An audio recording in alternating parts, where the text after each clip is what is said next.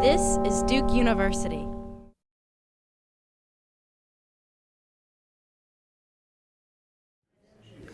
Good afternoon, everybody, and welcome. See, y'all are here, and you brought the sunshine, and you come in despite the fact that sunshine is outside. So, but we thank you for doing so. It's a pleasure to welcome Melissa Berman here. We'll welcome all of you here. It's an honor to have Melissa here to speak this year. She is how can I put this? She was the founding president of Rockefeller Philanthropy Associates, which she has single-handedly, with the help of her board, built into one of the most remarkable institutions for helping people deal with problems relating to philanthropy, whether it is people who need advice in figuring out what to do, need advice in running what they agree on doing. They do run programs for individuals. They give advice. Their class as a public charity. They have some donor advised funds they make available to their clients. What else did I leave out? A category? Fiscal sponsorship. Fiscal sponsorship, yes, as well. Publishing and writing and publishing. And right, they've done, which not most other groups that compete with them do not do. They publish. They do research reports on particular areas involved in philanthropy, and in other words, they're a full-service organization for persons who would like help in achieving their philanthropic objectives. And my sense is that you've been open to innovating in a variety of ways. Melissa also teaches a course on philanthropy and nonprofits, I think, at Columbia University. And in fact, she had me up to speak to her class one time, which I enjoyed very much. I should say to you also that it really is the gold standard. It may be that Arabella advisors would challenge that, but I don't think so. I think my sense is that in the world of wealth holders, Rockefeller is really at this point the gold standard for it, and that's all because of the way in which Melissa has developed it. I mentioned the publications. She provides a Philanthropy Roadmap series of donor guides with support from the Gates Foundation. She has developed and leads Rockefeller Philanthropy Associates Research Initiative in the theory of the foundation, and is the author of 3 reports in that initiative itself. She's been profiled in the New York Times and the Sanford Social Innovation Review, and so on. In other words, she's really in the field of philanthropy at the top of that field in the work that she does, and it's an honor to have her here. And so I do welcome all of you all, and I would like now to ask us to welcome Melissa Berman, President of Rockefeller Philanthropy Advisors. Thank you, Joel. Thank you. Thank you. I want to say that, as all of you know, Joel is a remarkably generous person. So I think that you need to apply a discount factor of at least 87% to what he said. But and one thing is sort of flat wrong. Rockefeller Philanthropy Advisors got built up with a lot of help from a lot of people, and Joel is one of them. He's been a great mentor and advisor to me for all of the years that I've had the honor of knowing him.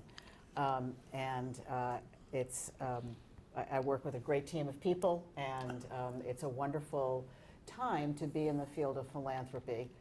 There's huge amounts of innovation, new sources of funding, new optimism, new openness to partnerships across sectors. So we have a lot of opportunity in front of us. What I thought I'd do today is share with you some of what we're working on in this initiative that Joel mentioned called the Theory of the Foundation.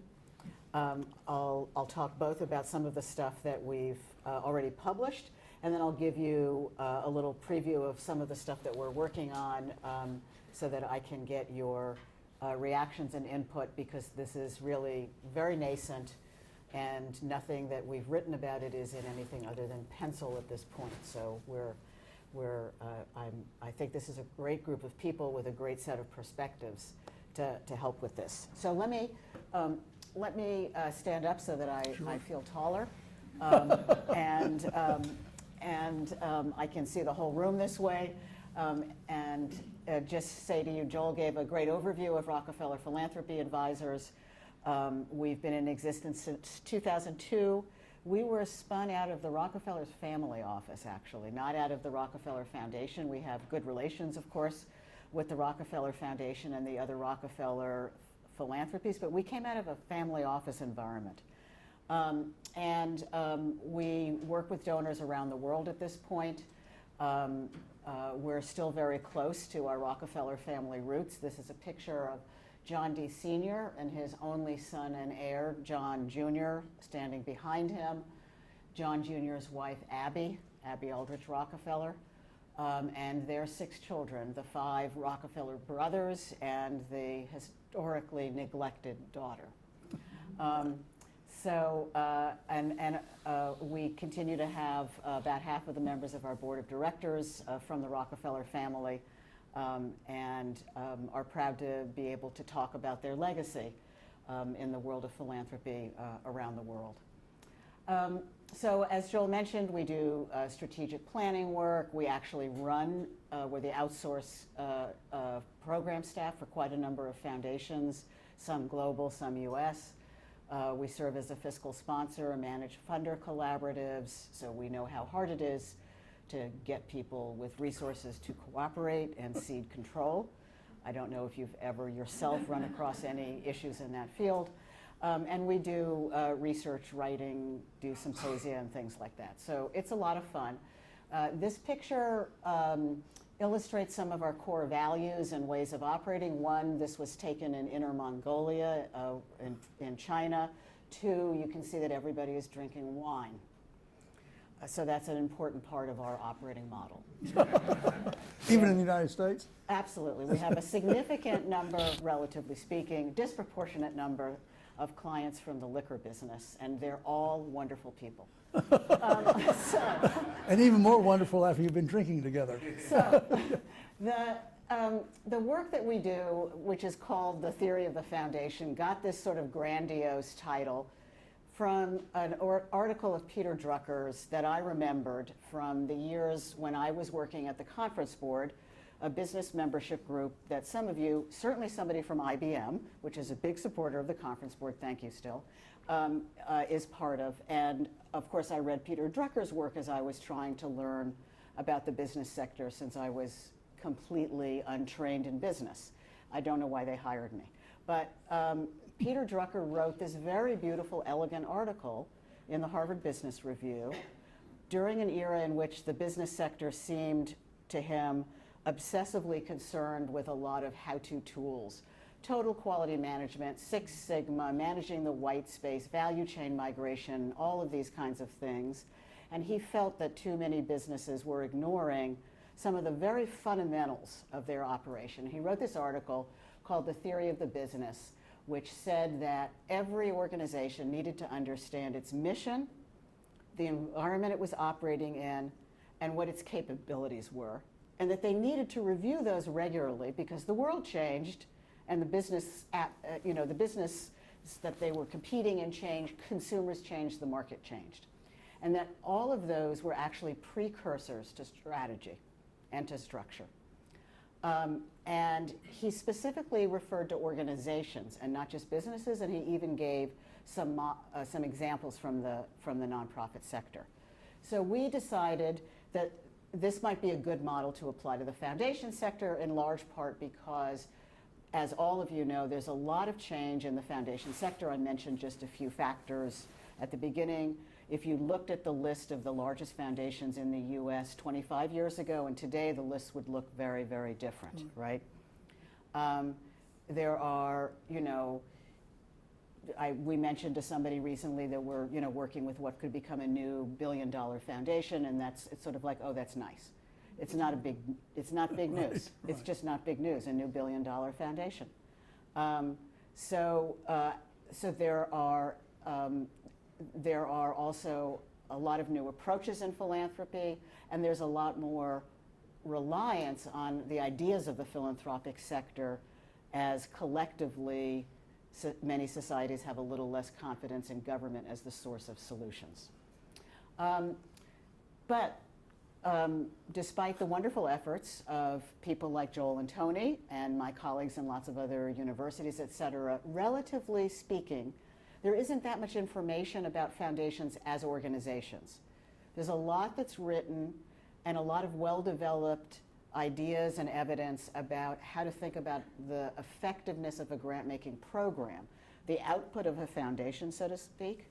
But all foundation leaders would tell you that the output of their foundations is not just the grants that they offer.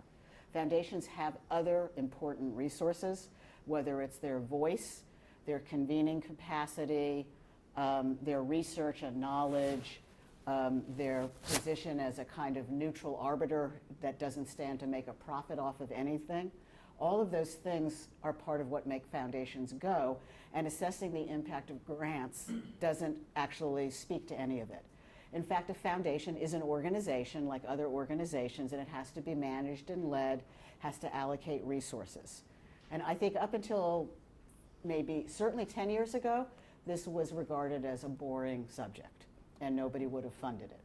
And starting about 5 to 7 years ago, though, with new models of foundations, new ways of trying to think about different business models, all of a sudden people became more interested in this idea. So we were trying to help construct something that would be useful in the sector that talked about how foundations operate and achieve impact as institutions and not just as cash machines. So that was some of what motivated us also. And I think that also we would say that as foundations increasingly define themselves as trying to fund solutions to problems rather than just allocate resources to community-based organizations, there's a higher level of expectation. The foundations are making maybe bolder and bigger claims, and that exposes them to a lot more attention and a different set of expectations than a foundation has been used to having. So all of those reasons were what we were thinking of when we got into this. I want to be clear in saying just because we called it the theory of the foundation doesn't mean we think there's one theory. Obviously, there's more than one framework or theory for a foundation. It's just that each foundation needs to have its own theory and re-examine it. So we started off with the idea that we would take the 3 circles that Peter Drucker had, mission, environment, capabilities, and we would use those for the endowed foundation sector. And enough foundations said, sure, let's try that, to join a funding collaborative, and we tried it, and it failed. I wouldn't say it failed miserably. It failed very successfully. It was very clear that if you're talking about an endowed foundation, when you really admit to the truth of things, an endowed foundation is not subject to market forces the way either a grant-seeking organization is, a public sector organization which needs to seek votes, so to speak, or a business that needs customers. If you have your own source of capital, you have a level of independence that you might see only in, let's say, a privately held family business, where if the family members all agree to lose money on the winery or on the publishing business, it's okay. So we needed to come up with a different model. And so we did a lot of work. This is the group of foundations that participated in the work that helped create the foundation framework. And we have a bunch of global research partners that we're working with now to test these ideas outside the US, and I'll be speaking to 4 groups in Santiago next week. So we'll see how full of Swiss cheese I am after that set of presentations. But we came up with this way of framing it after a lot of exploration, many interviews, mostly, though, I have to say, with foundations in North America and Europe. That the foundation's 3 major components, and this is for an endowed foundation, not a community or fundraising foundation, public foundation, are its charter, its social compact, and its capabilities. So charter for us is mission plus other things. Social compact is a way, is a very different thing from the environment that Peter Drucker talked about. And capabilities is a little more similar, but we think there's a different way to frame that that's more useful for a foundation. So what we mean by charter is governance and decision making, but also your culture and values, your informal and your formal rules of the road, right? So every organization has its written policies and its legal documents, internal policies, and every organization has a set of unwritten rules and policies and procedures that, for better or worse, play an enormous role in how decisions are made, right? And understanding some of that is important. And this began to occur to us when Larry Kramer said, oh, but of course we evaluate all of our programs regularly, but we would never stop funding in the environment. And that's an important kind of statement in terms of what you think of as your unwritten rules and your real charter. It doesn't say anywhere that the Hewlett Foundation, obviously nowhere does it say that the Hewlett Foundation must always fund in the environmental field. But there is such a powerful sense of the importance of that legacy for the Hewlett family, for the Hewlett Foundation as an organization, for the sense of the people who are present there now, that this is important, that they can't, and of expectations probably externally, that they would never, it would be, they can't imagine moving away from it, right? So those things are important to understand, and the role of the founder and the legacy of the founder, extremely important, and much more important for an endowed foundation than any other kind of organization except for a family-owned business. A lot of what we learned and worked through for this initiative came out of work that we got introduced to about family businesses and how family businesses operate. A lot of similarities with family foundations. So, in terms of the role of the founder and the founder's legacy, there's kind of a continuum, as you might imagine, starting from a donor-led foundation. If you have a living donor running a foundation, what are some of the things that you might imagine happening? Remember, I know some names in the room, and I don't mind cold calling. So what happens in a living donor foundation in terms of, let's say, program priorities? What is that living donor free to do? Whatever he wants to do. Whatever, right, yeah, whatever. Whatever. Whatever. Period, whatever, right. And that makes a donor-led foundation in many ways very nimble, very responsive, very able to take a lot of risk. But it also means for the people who are not the person who can, the people who have to implement the whatever, it means that they can't wander around saying, oh, we would never stop funding in the environment. They have to take a completely different point of view about what is permanent and what is not.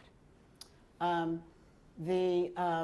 donor stewarded foundation is one that we would think of where there may be a living donor. It's more likely that the people who are in the governing and decision-making role, let's say the governing role on the board, are the descendants or the hand-selected stewards of that donor's legacy, the donor's attorney, close business partner, et cetera, and or family, and that they use a frame in their head that says, well, what would Amanda have wanted to do in this circumstance? They have a hologram in their head, so to speak, of this individual whom they knew, or whom they believe that they knew, or who they remember knowing, or who they heard about a lot, right? And they have a sense of what would or wouldn't work. And so in that case, we get things, we get, you know, the two folks who are leading who were the first leaders of the Margaret A. Cargill Foundation just sort of said, well, Margaret didn't really like doing policy work, so we don't do policy work. Period, full stop, that's it, right? 50 years from now, will that foundation be doing policy work? Maybe, but they will need to be a different way of thinking about what their responsibility is. And so the people who feel like they're donor stewards, they feel a sense of responsibility to what the founder would have wanted. And sometimes that's a great thing. It's a real clear compass. In other situations, somebody said to me that for some years until Alberto Iribarguen came in to run the Knight Foundation, there would be arguments in the room about what John and James Knight would have wanted to do as far as an internet strategy for the foundation was. And they died before the invention of the personal computer, and had no point of view that anybody could point to about the internet. And so that's a kind of exercise in futility, right? And then in family foundations, there's sometimes a competition of who knew Amanda best and who Amanda liked best. That happens. That happens. Those are two synonymous things in the minds of some people. So that's a donor-stewarded foundation. Donor-connected, I would say, is one where people have a very strong sense of the legacy of the foundation, but it's a legacy more in terms of values and a way of looking at the world than in a literal sense of environment versus education or policy versus direct service.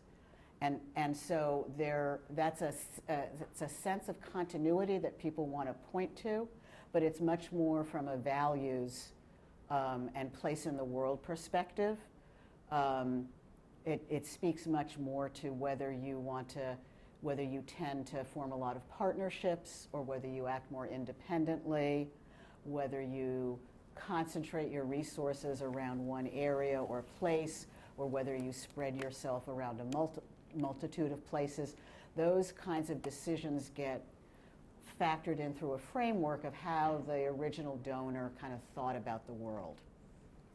And that makes for a very interesting and creative and robust set of conversations.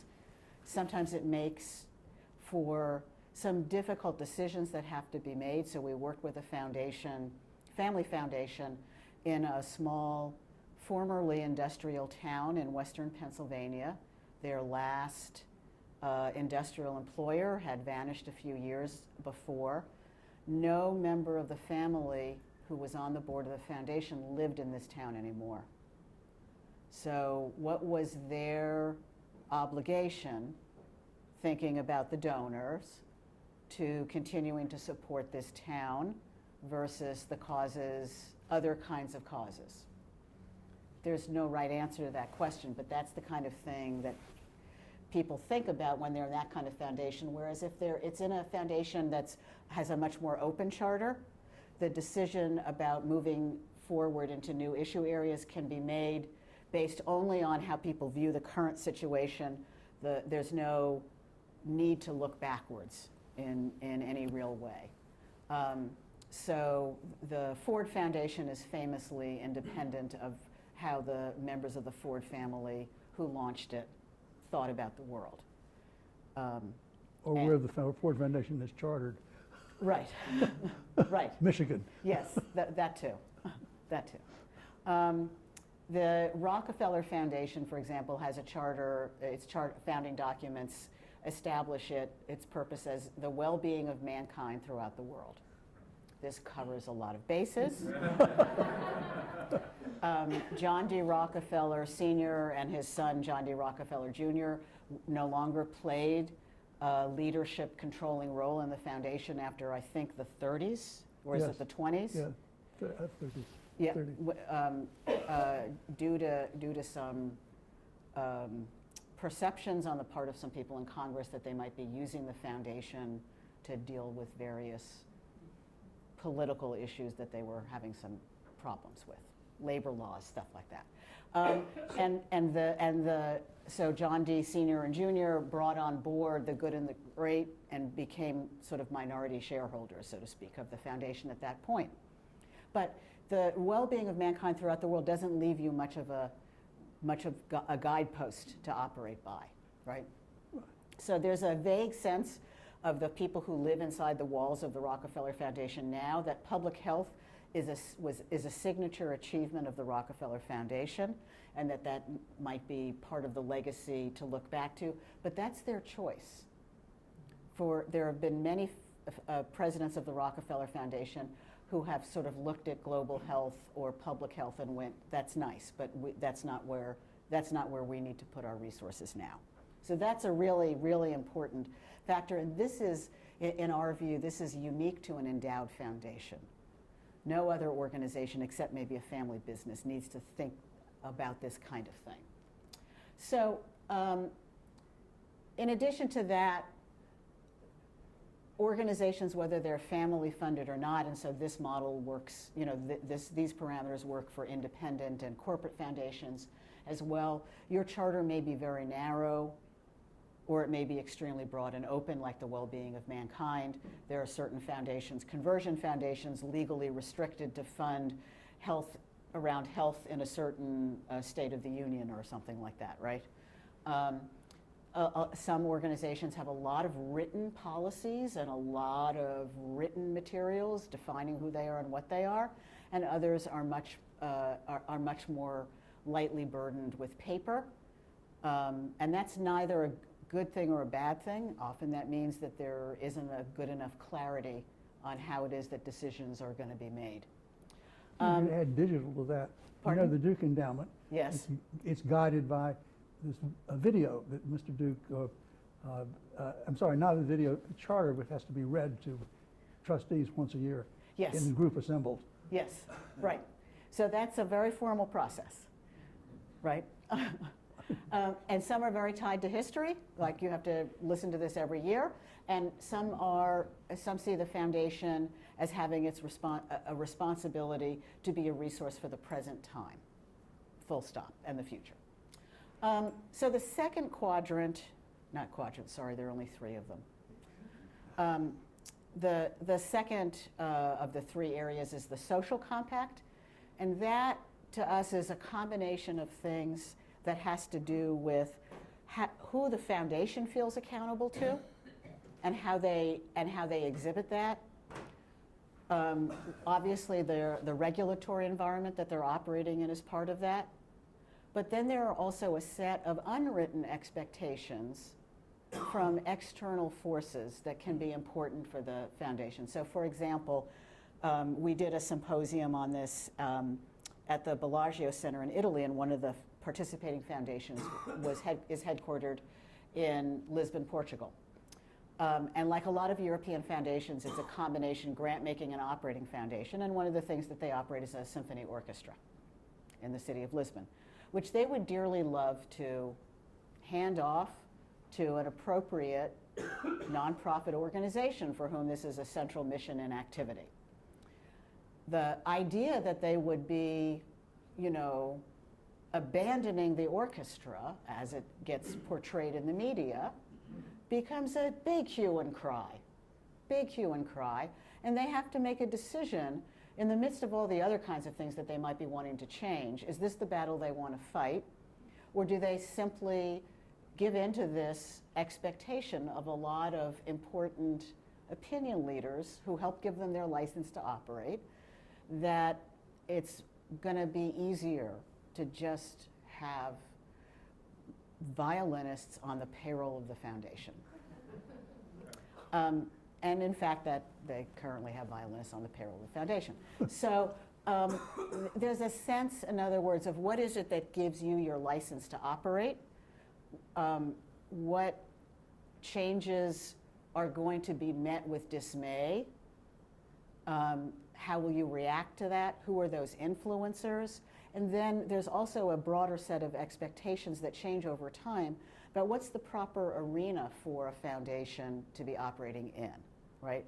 So as many of you know, the John and Laura Arnold Foundation very active in the field of criminal justice reform, developing models for judges and prosecutors to use about who can be granted bail, et cetera, and who needs to be actually held. 20 years ago, I'm pretty sure that would have been thought of as inappropriate. And even now, some people do think it's inappropriate, and they have to be willing to deal with some flack on things like that. The Gates Foundation deals with flack about the influence that it may or may not have on the public school system. Those expectations change over time, and clearly from one culture to another, they vary tremendously. So both Joel and Wendy have mentioned our work in China, where, trust me, no wealth holder is creating a private foundation to fund in human rights. That can't happen. That like literally couldn't happen. One of the foundation that you saw a picture of it from Inner Mongolia has somebody from the Ministry of Civil Affairs on its board. And when we presented to the board, everybody waited for her to speak and react before they spoke and reacted. That's different from how many of the foundations in this room would operate or expect to operate. And then in various countries in Europe, it's kind of in between, right? Where many European foundation leaders are astonished or appalled at how activist US foundations are on policy issues. They view the foundation's appropriate role in society as a partner to government. Government has legitimacy. A private foundation, in their view, does not have legitimacy because who elected the private foundation? Just in their view, because you happen to be a successful business person and wrote great software, that does not make you authorized to weigh in on and push an agenda on public education. And in the US, we're not quite as adamant about that. Some people are, so there's dialogue and debate about that. But there's this huge spectrum across the world about what's acceptable and what's not acceptable. So these are some of the components of it. Who do you report to? In the UK, which we think of as very much like the UK philanthropic scene, a foundation does have to file an annual report. Parts of that report become public, but not the list of grantees. That information is disclosed only voluntarily by the foundations. And there's huge resistance in some quarters to changing that. And everybody always raises the example of human rights organizations which could be endangered if their names are listed. So there are legitimate points there, et cetera, but the level of disclosure, the class I teach at Columbia Business School is on global philanthropy, and there is no actual answer to the question of what the amount per year of global philanthropy is, because there are so many cultures in which none of this is recorded. Organizations that work in some of the areas that some of the public charities in this room work in are not actually legally structured as nonprofits because it's just too hard or whatever, and so they're not tracked that way. There's no way to track the flow of funds from a grant maker or a donor to a nonprofit, either at the granting end or at the receiving end, and we're able and meant to do both in this country, but we're unusual in that. So there's also, I talked a little bit about legitimacy and about whether the foundation is supposed to be only responsive or in a change-making role in society. And then there are also things in there about risk tolerance in terms of the social compact. The Arnold Foundation is clearly willing to take a high degree of risk. They're perfectly happy to have people criticize them. That's fine for them. Other foundations either don't have the luxury of being in that position, don't have that legacy, or choose not to have that, choose not to be in that more adversarial kind of role in some ways. So the third sector is operating capabilities. And in Drucker's model, that's kind of a list of things that you're good at. And in the foundation sector, we didn't sort of think that was so relevant, like, are you good at communications? Are you good at planning? And that is important, but we felt it was more relevant to look at a set of issues that's under tremendous flux right now in the foundation sector. So resourcing. Do you do everything internally, or do you outsource a lot of what you do? Do you, is your decision making as a foundation centralized, or is it much more decentralized? So the Ford Foundation is in the midst of an enormous organizational culture change because they had been extremely decentralized. If you were a program officer at the Ford Foundation, you had a broad set of guidelines and a budget to operate within. And as long as there was a sense that you were making credible choices, you made those choices. And now the foundation has many more sort of broad initiatives that cut across a lot of program areas where somebody who's in human rights is told, you're going to be part of this initiative we're working on in criminal justice reform. Somebody in the arts sector, the arts part of Ford is told, you're going to be part of this initiative that we're working on around criminal justice because we think the arts is an incredibly effective way to raise awareness and develop agreement for some of the issues around this. And then there's somebody in education who's told, oh, and by the way, you're going to help us figure out how to improve education for prisoner reentry. So the program officer is, in that model now, a little bit less empowered and a little bit less like an independent tenured faculty member, right? So that's a big change in a lot of foundations. Then some foundations are very proactive and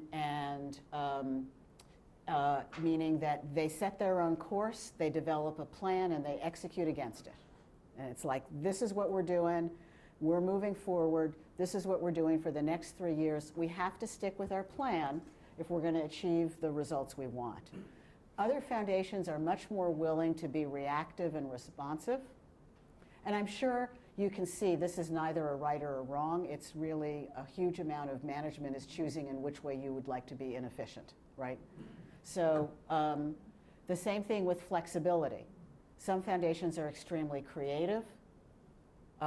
They try lots of new approaches.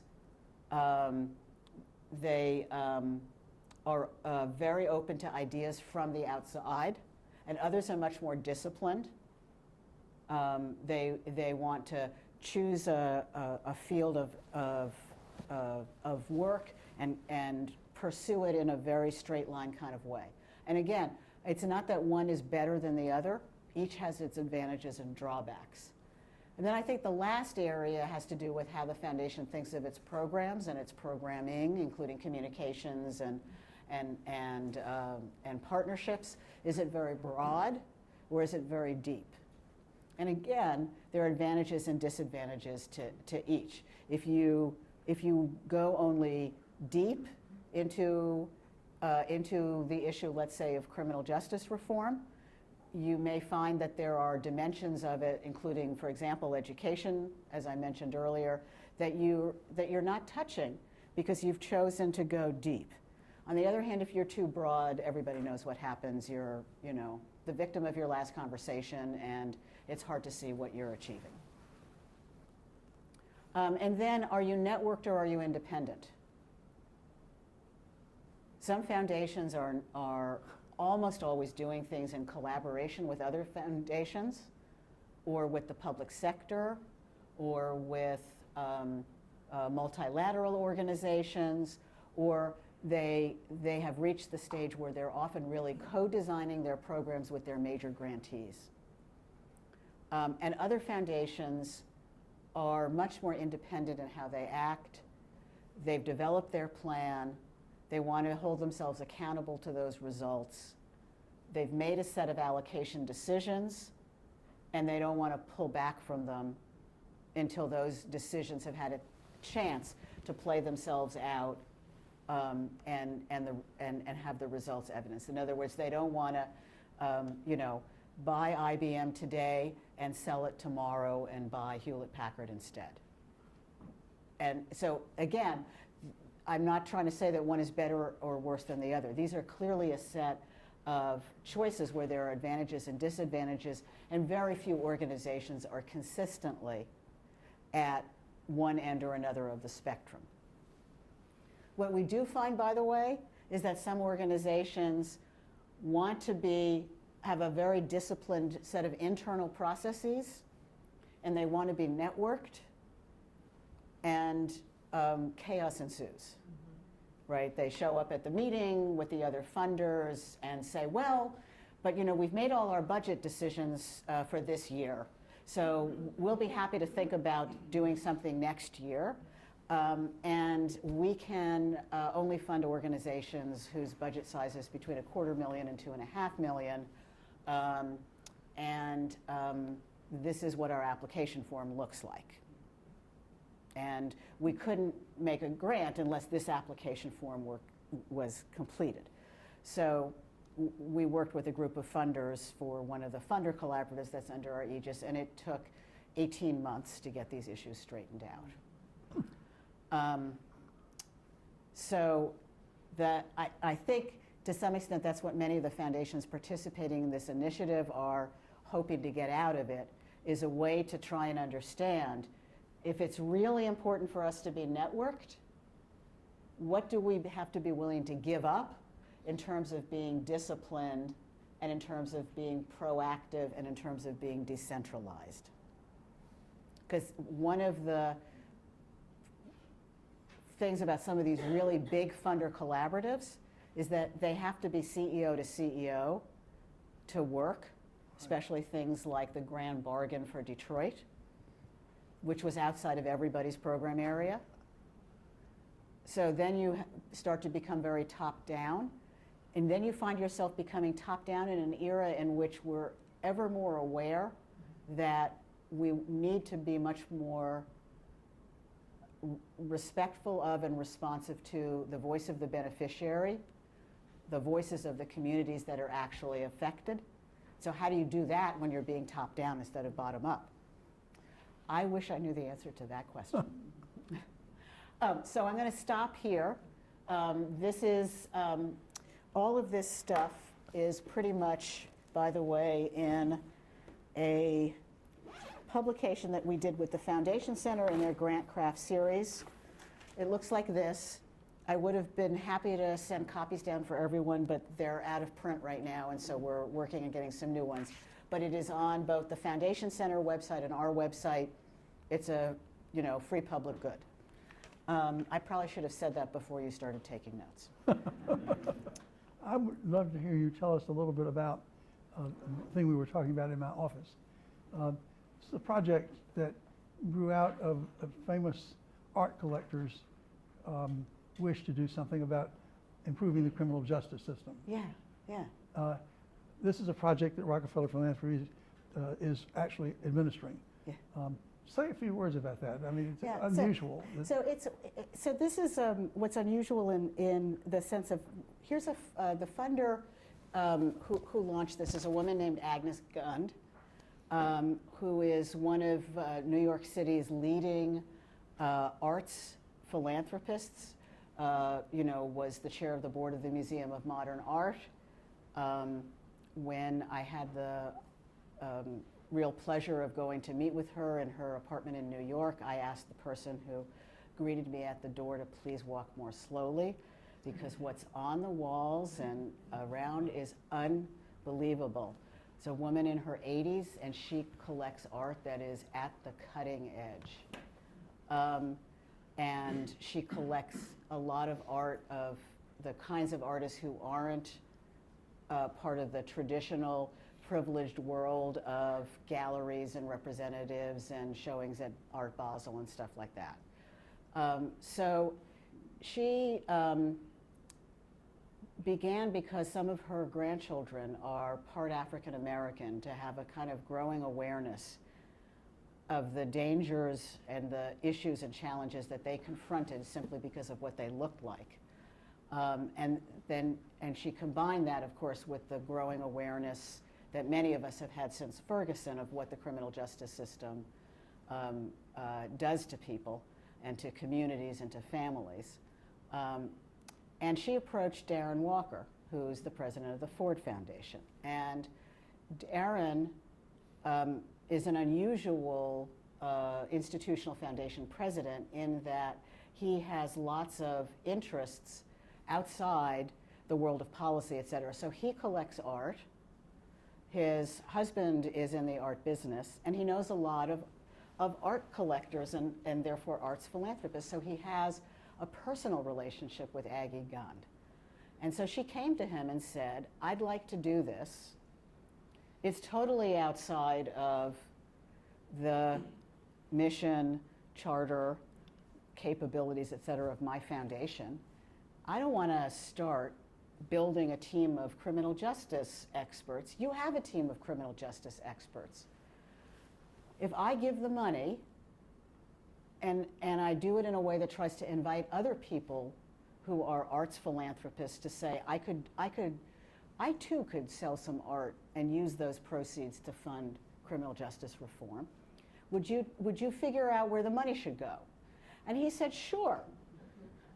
And why wouldn't he, right? Because she's talking about $100 million. It was more than that, it was 140. Well, that's what the painting sold for. The painting sold. The painting sold for, after the fee, one painting, $140 million.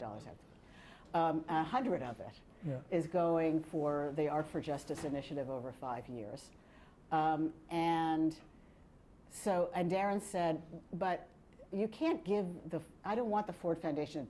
We need a partner, and we need a partner who can, do the care and feeding of the donors and provide programs for them and publications and ideas and et cetera, et cetera. So I'm calling Rockefeller Philanthropy Advisors. So he called me, and in my job, it's my job to say yes to Darren Walker. And it's also, why wouldn't I want to do this? So we are the partner on the Art for Justice Fund. The grant funds come to us. All the other donations come to us. At the moment, I'm proud to say we own an extremely impressive and valuable piece of jewelry, which no one will let me wear. That's going to be auctioned by Christie's shortly. So are you responsible for arranging for the selling of those art? We coordinate with Christie's. That's part of the service that we're providing, which the Ford Foundation doesn't have people who know how to do that. But we have people who have been in organizations where you get, and we've had donations of oddball things. And so that's where we can handle, we know how to handle that. A few years ago, a donor gave us a diamond.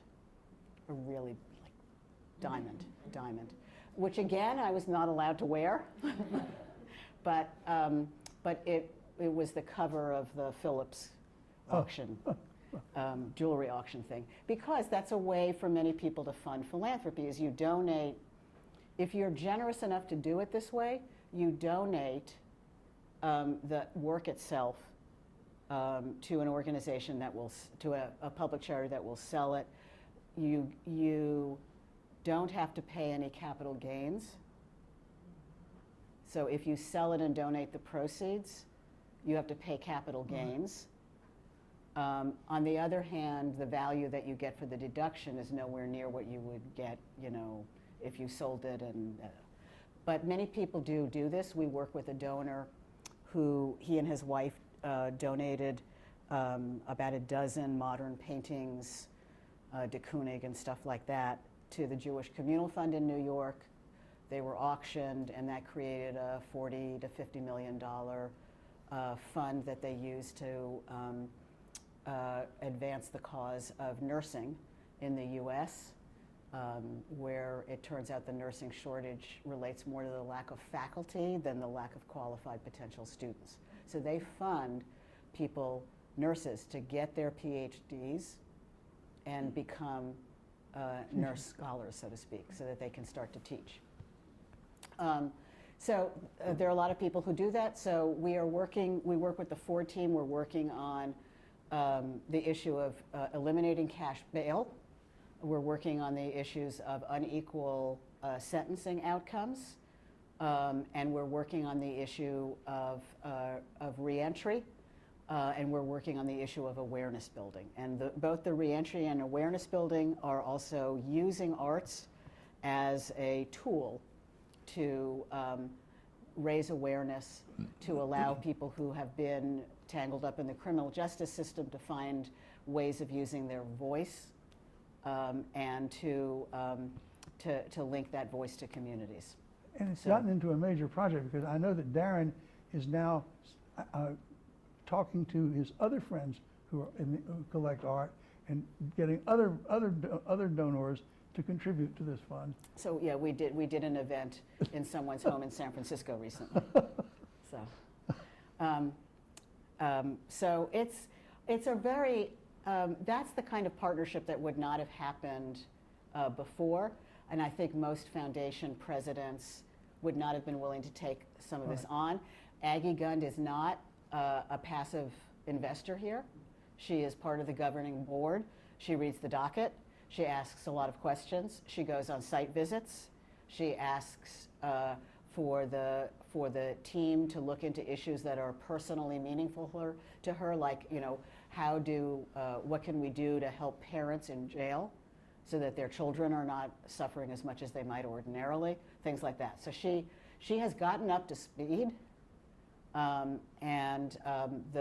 initiative has an advisory council of leaders in the field, some of whom are experts who work at places like the Arnold Foundation, others of whom are advocates, many of whom are formerly incarcerated. So, and the Ford Foundation recently asked us to host in our organization, we have to figure out how this is going to happen, 2 sort of Art for Justice fellows who will learn about philanthropy and grant making, who are formerly incarcerated youth, so that we can start to get more understanding of how all different sides of the table work into more communities. So that's a very exciting thing. Fascinating. Isn't it? Yeah, it is. I'd asked you earlier about whether there was any, you know, some of you all have heard about the partnership between the Koch brothers and the Ford Foundation. And in criminal justice, and I don't remember, but is there any relationship between that and what you're trying to do, or is it just totally informal, or separate kind of thing? They're fairly separate. The goal for the Art for Justice Fund is to bring new money and new advocates into the criminal justice reform period. Right. So we don't, in other words, from the point of view of the way Darren looks at it, which I agree with totally, if the Koch brothers take money that they would have already put into the partnership with Ford and run it through the Art for Justice Fund, nothing has changed. Right. So we're looking for new money. So we have new money from the Walton Family Foundation. They've done some stuff in this field before, but this is separate and above. Right. And from Darren's point of view and our point of view, we're also completely neutral about whether a donor gets excited about this and decides to put their money with the funder collaborative or do something separate. We count that as a success either way. Sure. This is really about the field of criminal justice reform has nowhere near the level of funding that it needs, and we're probably at a juncture that in the U.S. where there's real opportunity to make progress. There are some important ballot initiatives in Ohio, in Florida, relating to things. There was recent action in Texas. All of those relate to the rights of people who've been incarcerated to vote, and that's part of this picture also, obviously. So we're kind of at a moment. You think about how brilliant the idea was to couple people who have art of that value which is inherently enormously valuable by definition, with a major public policy problem that everybody, including the Koch brothers and the Ford Foundation, agree needs to have money put into it, but the money isn't just there. And so using the involvement of wealthy art owners and capitalizing on the value of what they've got to put it into a field like criminal justice reform is, I think, an absolutely brilliant idea. It's, because almost every wealthy person in the U.S., super wealthy person, is an art collector, right? So, and for many people who are generous and philanthropic, but who have not been particularly involved with this kind of an issue, it's not easy to find your way into this and to know where to donate money and to know what political agenda you are or not affiliating yourself with. What this does is give people an easy on-ramp into the field, and in a way where their risk is managed for them, because you have the expertise of the Ford Foundation and RPA. You're one of many. You're not doing this all on your own. You can have some reassurance about what kind of vetting there is and stuff like that. And so among the people we're talking to about this are people who are executives in private banking, because they their clients want to be more engaged in philanthropy, but if you're a private banker, it may not have been part of your training to understand how to help them deal with issues as complicated and emotionally and politically charged as criminal justice reform, right? But for us to come in and talk to a group of clients of a private bank about this fund and forgive me for saying it this way, the brand names that are associated with it, that's a space that makes the private bankers feel that they can be safe and that they're not going to be putting their relationships with their clients at risk or with their bosses, right? So once we got past this sort of framework thing, which is really a kind of internal look, we started to get questions from foundations about, okay, but how do you operate? How do you make this work in the actual world, right? And so we started looking at the idea of an operating model, right? So your framework drives your operating model. And we looked at the business model canvas, which has a lot of the features that you're talking about, and adapted it for a foundation.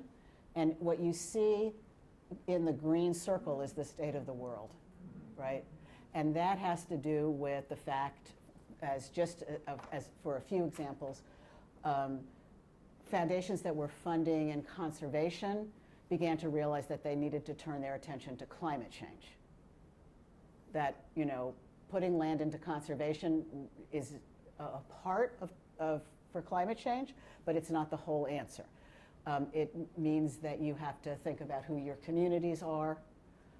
It means that you have to think about what technologies are available to you that weren't before.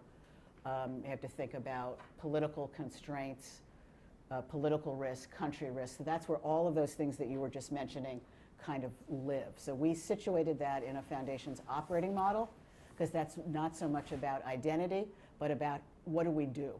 Now what do we do, right? And the other thing that swirls around the operating model is the idea of resource realities, right?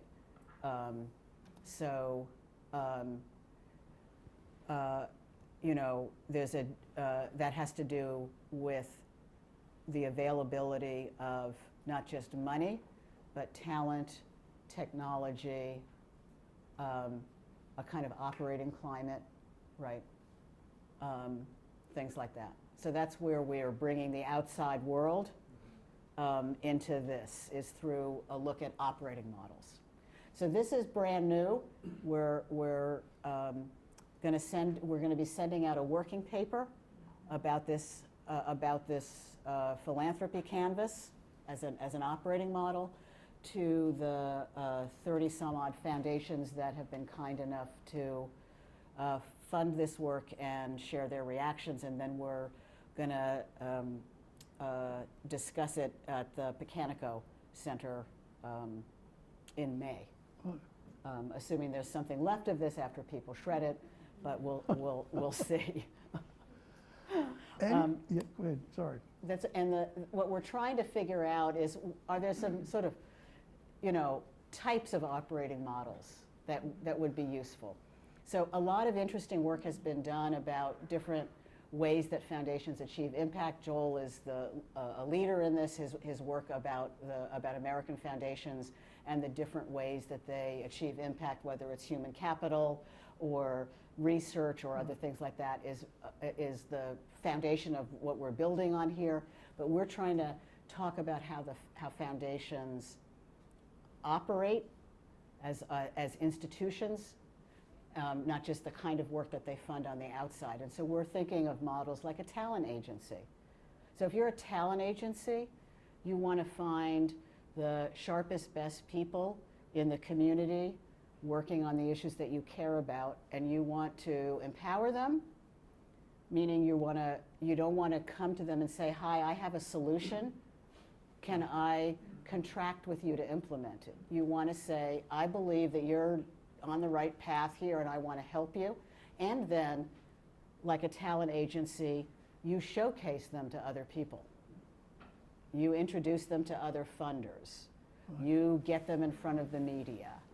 You help them publish. You use all of your resources, not just your money, to bet on their talent, right? And you may be betting on an individual or an organization. It's very risky to be betting on the individual versus the organization, as we have seen in our sector also. And so that's one model.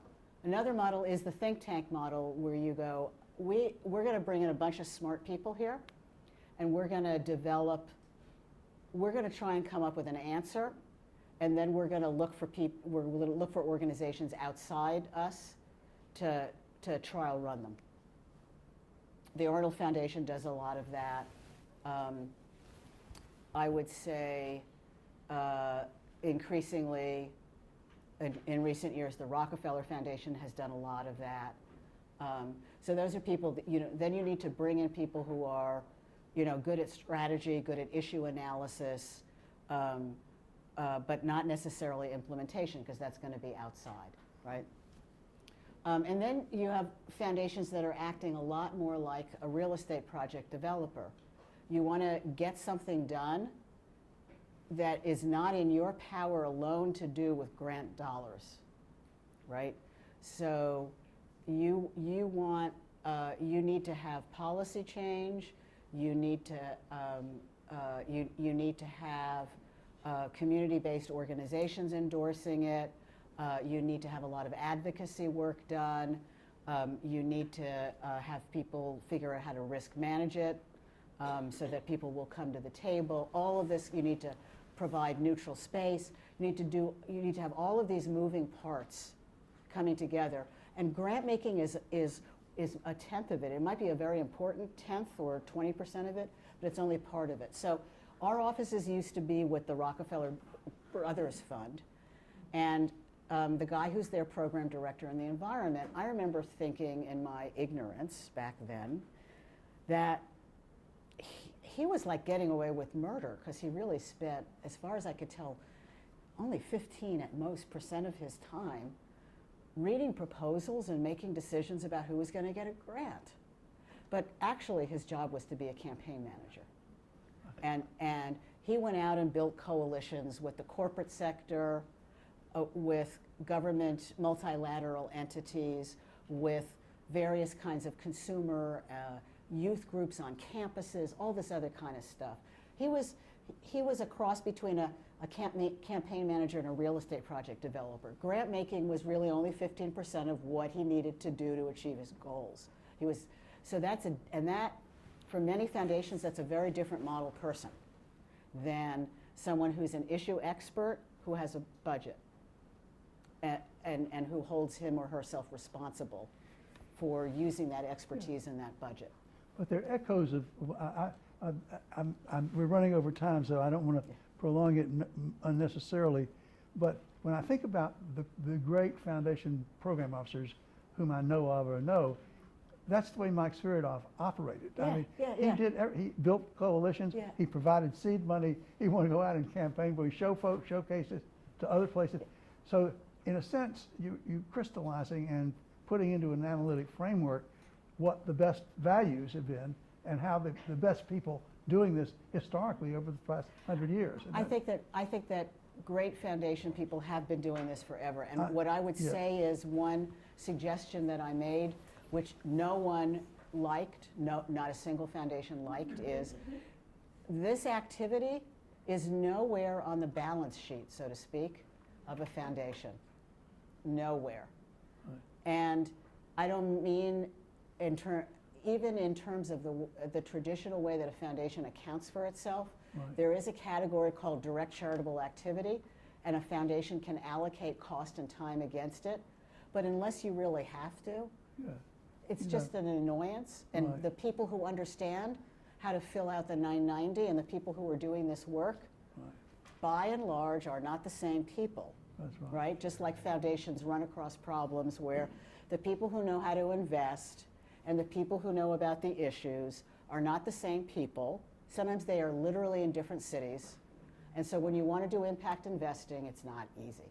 So one of the things I asked some foundation people was, would you ever think about like using timesheets? And they went, we're not a law firm. So I got shot down on that, but that role and the amount of resource that foundations put into a lot of this, it's like nowhere. And if you don't, my belief is, maybe it's because I worked for a business management organization for 15 years, if you don't understand how you're allocating those resources and how much resource you're putting into it, how would you know whether it's effective or not? Right? Maybe you should have twice as many people in your communications function. But if you don't try and figure that out, how would you know? So that's what we're about now. I will be happy to report back at some point about whether I survive this. And that's the end of my presentation. Well, wonderful.